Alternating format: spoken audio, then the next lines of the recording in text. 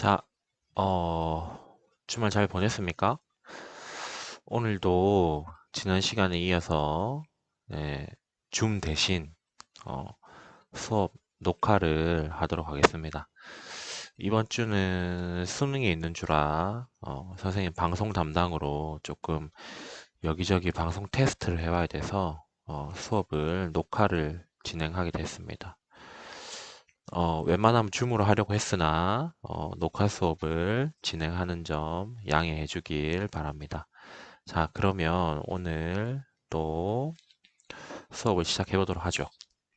자, 오늘은 172페이지 이제 수업을 진행할 차례고, 지난 시간 선생님이 또 그 영상을 녹화해서 올렸습니다.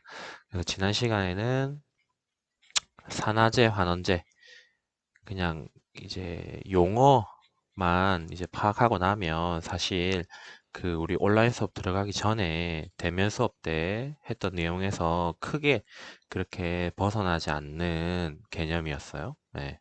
그래서 170페이지 수업을 했었고, 그 다음에 어, 지난 시간 핵심이었죠. 예, 산화한원 반응식 완성하기. 그래서 요 1에서 4단계를 거쳐서 요렇게 개수가 결정되어 있지 않는 이런 화학 반응식에서 개수를 맞춰보는 요 위에도 마찬가지고요. 맞죠? 예, 개수가 지금 안 맞아요. 그래서 개수가 결정되어 있지 않는 화학 반응식에서 개수 맞추는 법까지 하면 사실 산화하는 반응은 끝이 나는 거였습니다. 예, 그래서 실제 수능에서도 그런 산화하는 반응과 관련된 고난도 문제들은 거의 나오지 않고 한 요 정도 우리 반응 개수 맞추는 그런 간단한 문제들만 출제되고 있습니다. 그래서 산화한원 반응 교과서에 있는 내용만큼만 수업을 진행했고요. 혹시나 이제 그 온라인 수업이 끝나고 우리 시험 치기 전에 대면 수업이 진행되면 선생님이 기출문제 중에 몇 문제 추려가지고 어, 직접 같이 풀어보는 시간을 가지도록 하겠습니다. 그래서 오늘은 일단 그 다음 이제 산화하는 다음 4단원의 제일 마지막이죠. 네, 제일 마지막으로 가서 화학 반응에서의 열의 출입에 대해서만 학습하고 마치는 걸로 하겠습니다.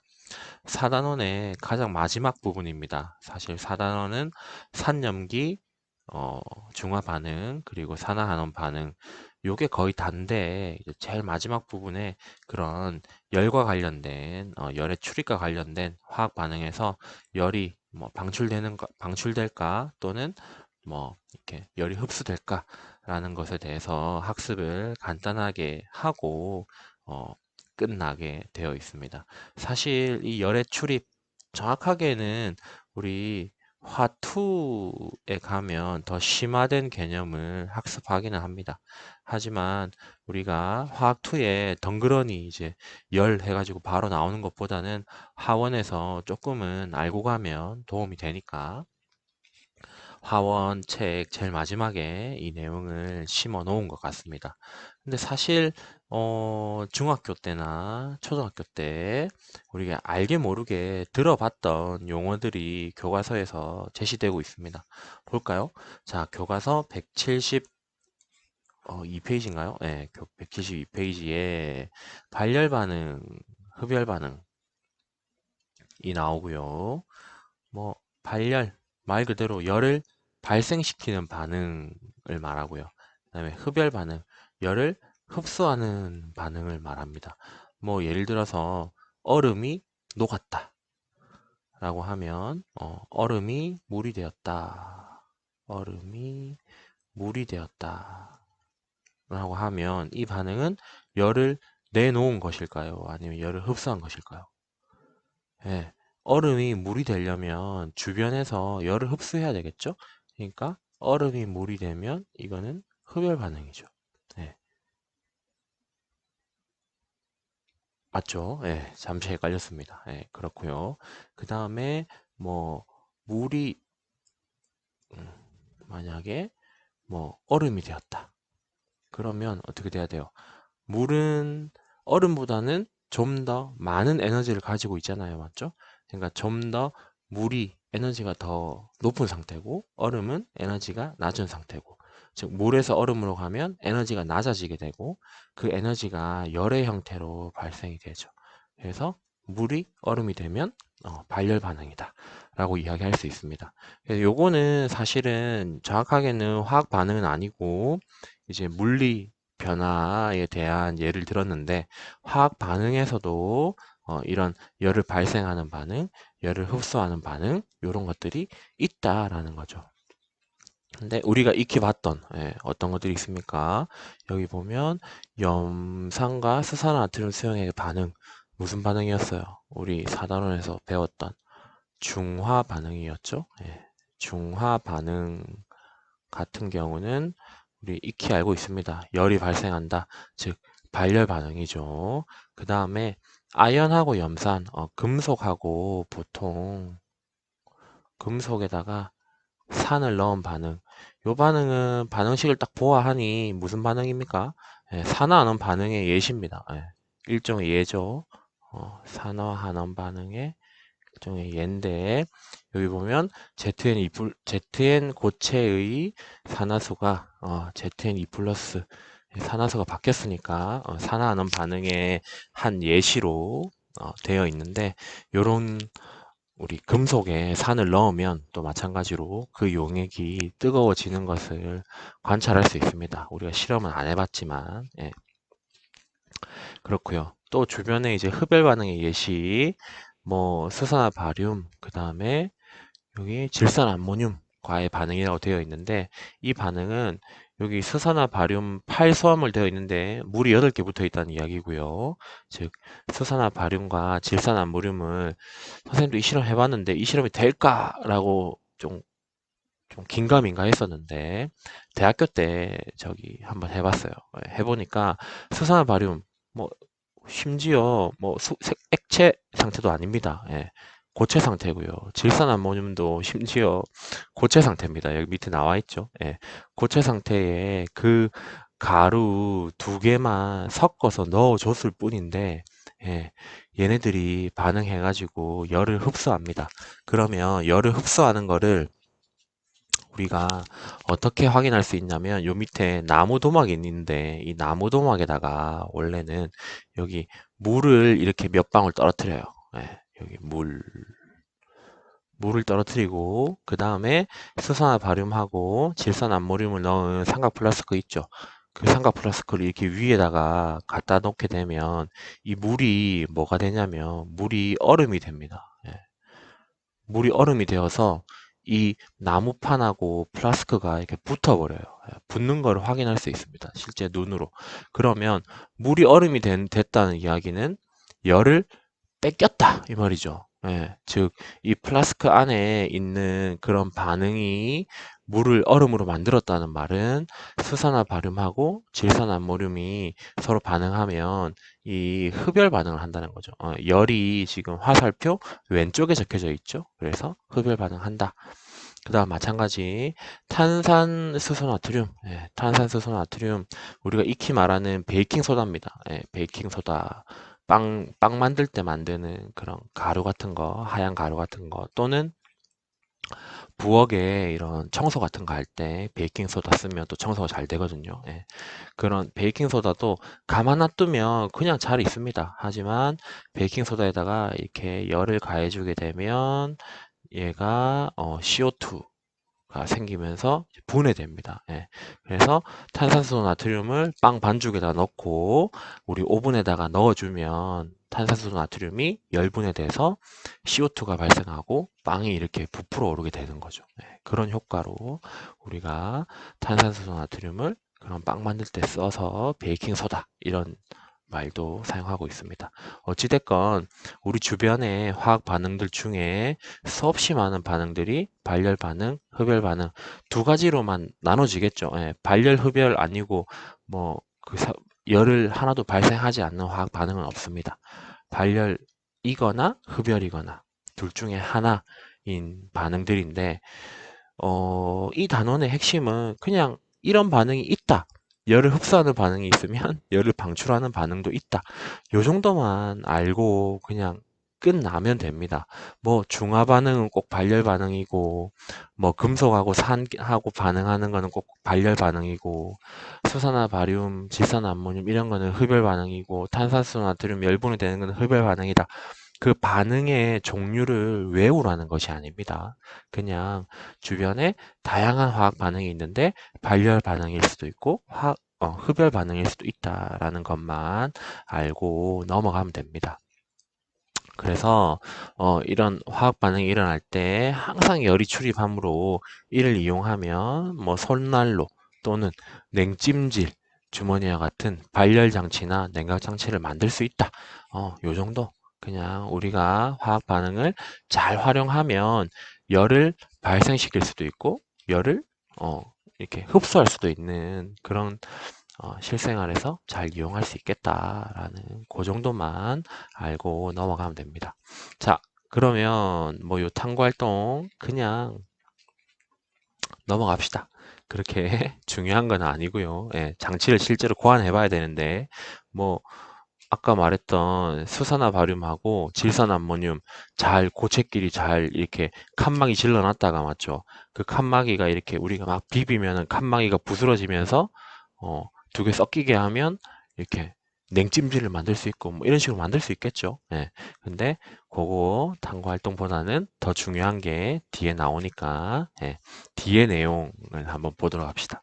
자, 그러면 화학 반응에서 발열 반응, 흡열 반응 다양하게 있다 이거야. 근데 그 화학 반응에서 얼마만큼의 열이 출입하는지를 측정을 해봐야 되죠. 예. 어떤 반응은 둘 다 뭐 열을 발생하는 반응인데 어떤 반응이 더 열을 많이 발생하는지 어떤 반응이 더 열을 많이 흡수하는지 이런 거를 정확하게 측정을 해보고 싶다는 거죠. 그래서 화학 반응에서 출입하는 열의 측정을 한번 하기 위해서 요런 지금 여기도 나오죠.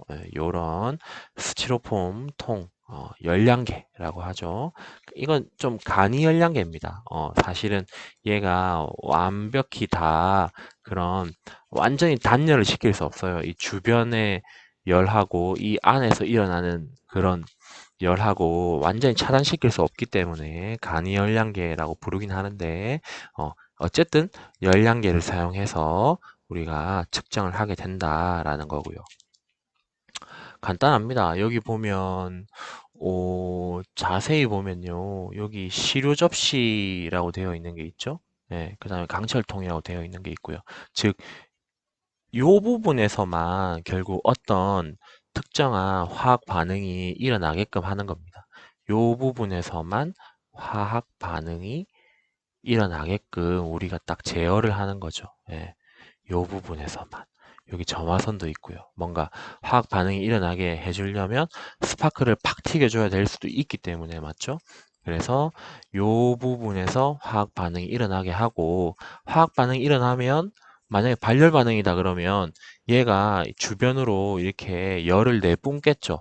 그럼 주변에 있는 뭐가 결국 이 물이 물이 이 화학 반응에서 발생한 열을 다 온전히 다 흡수한다 라고 생각하고 이 물의 온도 변화로 우리가 이 화학 반응에서 얼마만큼의 열이 출입했는지를 측정을 해볼 수 있다라는 거죠. 예.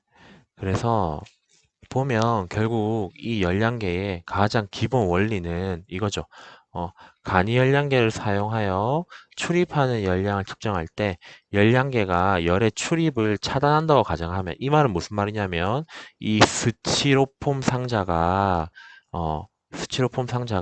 완전 주변 이쪽이 주변이라고 하면 이 주변하고 이 스티로폼 사이의 열을 차단한다 이 말이에요. 그래서 주변하고 스티로폼 상자 사이에 열을 완전히 차단한다 라고 가정한다고 하면 결국 중요한 말은 이 말이 되겠죠. 화학 반응에서 방출한 열량은 열량계 속 물이 흡수한 열량과 같다. 즉, 요 안에서 또 뭔가 화학 반응이 일어난다고 하면 화학 반응으로 인해서 이 물이 그 화학 반응으로 인해서 열을, 만약에 화학 반응이 열을 내놨다면 물의 온도가 올라가겠죠. 예. 물의 온도가 올라갔다는 말은 물이 열을 흡수했다 라는 말이 될 거예요. 그래서 화학 반응에서 방출한 열량은 열량계 속 물이 흡수한 열량과 같다 라는 이것을 이용해서 결국 우리가 열량을 구할 수 있다가 됩니다. 그러면 우리가 물이 흡수한 열량을 결국 계산을 할 수 있어야 되고, 그걸 계산하기 위해서는 물의 비열 알아야 됩니다. 그 다음에 물의 질량, 다음 그 물의 온도 변화를 이용해서 화학 반응에서 방출하는 열량을 구할 수 있다라고 되어 있어요. 비열은 뭡니까 선생님? 하면 이 옆에 나와 있죠. 비열, 중학교 때 많이 들어봤을 거예요. 뭐 물의 비열이 크냐, 뭐 모래의 비열이 크냐, 뭐 이래가지고 뭐 낮에는 바람이 어디에서 어디로 불고 뭐 이런 거 맞죠? 뭐 고등학교 때 통합각 시간에 했을 수도 있고 쌤 안 가르쳤으니까 모르겠는데 중학교 때 그런 거 많이 합니다. 비열은 사실 이런 정의도 있지만 뭡니까? 모든 그런 물리값들의 단위를 보면 대충은 그 단위에서 풍겨지는 정의를 알 수 있습니다. 여기 보면 비열의 단위가 줄 퍼 그람 도시죠. 아마 이 퍼 그람이라는 말은 무슨 말이냐? 이 1g 당 이런 뜻이에요. 1g 당. 그 다음에 1도씨 당 이런 뜻이야.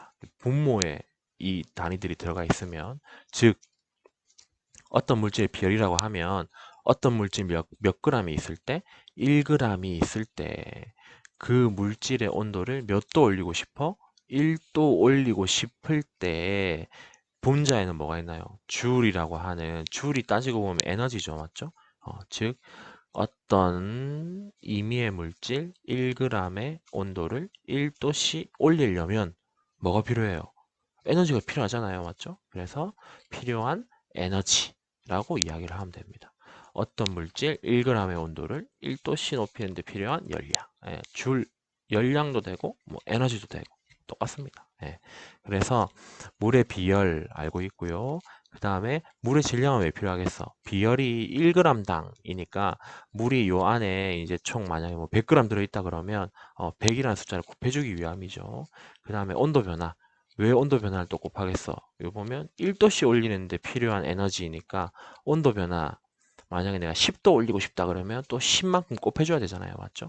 그래서 요 식을 이용해서 Q는 CM 델타 T 또는 뭐 Q는 시멘트 또는 뭐 C암탁 이런 식으로 막 외우던데, 아무튼 그래서 Q는 CM 델타 T를 이용해서 우리가 이 열량을 구할 수 있다라는 거죠.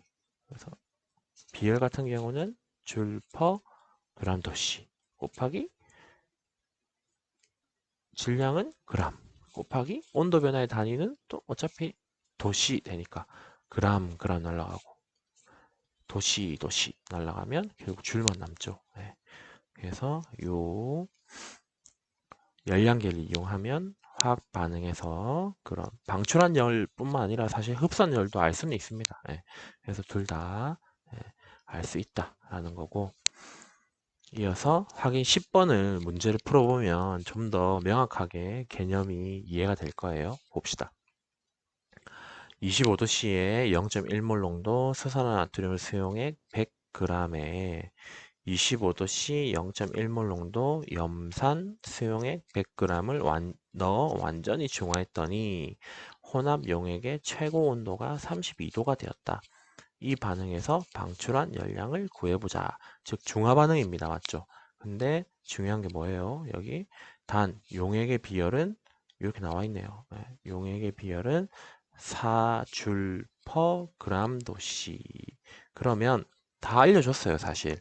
Q는 못 믿고 Q는 C, M, 델타, T 이렇게 됩니다. 온도 변화. 이 T를 소문자로 썼네. 보통 T는 대문자로 쓰는데 이 책에서는 소문자로 썼네요. 상관없습니다. 어쨌든 온도 변화라는 것만 알면 되죠. 그러면 용액의 비열은 얼마? 4줄 퍼 그람 도씨 곱하기 용액의 질량. 간단합니다. 수산화나트륨 수용액 100g, 염산 수용액 100g이니까 총 용액의 질량이 200g이 되었겠죠. 그리고 보면 델타 T라고 되어 있어요. 델타 T는 처음에 몇 도였어요? 25도. 25도. 둘 다 25도였어, 맞죠? 25도인 용액 두 개 섞으면 25도일 거예요, 맞죠? 첫 시작은 25도입니다. 근데 총 32도가 되었으니까 온도 변화는 32도에서 25도를 뺀 도씨 이렇게 되겠죠? 네. 그러면 이것을 다 곱하면 얼마가 되느냐? 보자. 7도 올랐죠? 네. 그러면 800에다가 7 곱하면 5600 줄 이렇게 될 겁니다. 5600줄. 콤마, 이게 점이 아니고 소점이 아니고 콤마다 맞죠? 5600줄은 5.6kg 줄 이렇게 될 거예요. 그래서 요만큼의 열이 발생했다라는 것을 알 수 있다라는 거죠. 그래서 사실 요 우리 제일 마지막 챕터죠. 제일 마지막 챕터 별로 할 거 없습니다. 우리 그 다음 페이지 가도 내나 실험이 다니까 맞죠? 실험이 단데 요 실험에서는 염화칼슘이 물에 용해될 때 방출되는 열이라 그랬으니까 이 처음 온도 만약에 이거 T1이라고 하고 그 다음에 증류수 넣고 염화칼슘 넣고 막 이제 저어주면서 녹여줍니다. 그러면서 온도 변화를 보는 거죠. T2라고 하면 결국은 어떻게 되겠어요? C 이 용액의 비열을 알아야 됩니다. 근데 용액의 비열은 요거라고 가정하자라고 되어 있죠. 그러니까 C 4.2 CM 어이구 형광펜으로 바뀌었네. 델타 T 하면 되니까 곱하기 M은 얼마 넣어야 되겠어요? 증류수 200인데 염화칼슘 얼마까지 넣었어요? 10g 넣었으니까 총 용액의 질량은 210g이 될 거 아니에요? 델타 T니까 T2 빼기 T1 해가지고 실험해가지고 이 값들 넣어서 계산하면 됩니다. 그래서 대충 하면 요 정도 값이 나온다. 요 정도가 아니고 실제로 요 정도 나오고요. 너네가 실험하면 얼마가 나오노? 뭐 이런 거를 이제 하면 될 거고요. 그래서 실험은 직접 못 해보니까 데이터가 나오면 계산해서 다 구할 수 있을 거라고 생각이 듭니다. 자, 그래서 어찌됐건 요까지 하면 이제 우리 사실 4단원도 끝나요. 우리 화원 2학년 때 이럴 줄 모르고 화학을 선택했지만 어쨌든 간에 하원 기본 개념들은 다 끝이 났습니다. 그래서 사실 온라인 수업 하다 보니까 진도가 더 빨리 나가지죠. 대면 수업할 때보다. 그리고 줌으로 수업하면 출석도 부르고 뭐 중간에 너네가 실제로 실시간이니까 선생님이 잡소리도 하고 하면 시간이 되게 금방 가는데 이런 수업적인 내용만 하니까 사실 녹화 시간 지금 한 20분 조금밖에 안 지났어요. 어쨌든 수업은 여기까지 하도록 하고 우리 다음 시간에는 선생님이 기출문제 우리 산염기 기출문제 풀어준 거 있죠. 풀어준 게 아니라 나눠준 거 우리 온라인 수업 들어가기 전에 그 나눠준 거 문제를 조금 풀어보세요. 그러면 다음 시간에는 그 기출문제를 한번 같이 요 쌤이 풀이한 거를 녹화본을 올려주도록 하겠습니다. 어쨌든 우리 시험 기간 범위는 어차피 요 끝까지가 될 거고 그 다음에 가장 그 범위는 끝까지가 될 거고 갑자기 말이 생각이 안 난다. 범위는 끝까지 될 거고 문제는 우리 학교 가가지고 대면 수업 하면서 더 풀어보는 것으로 하겠습니다. 이상 수업 마치겠습니다.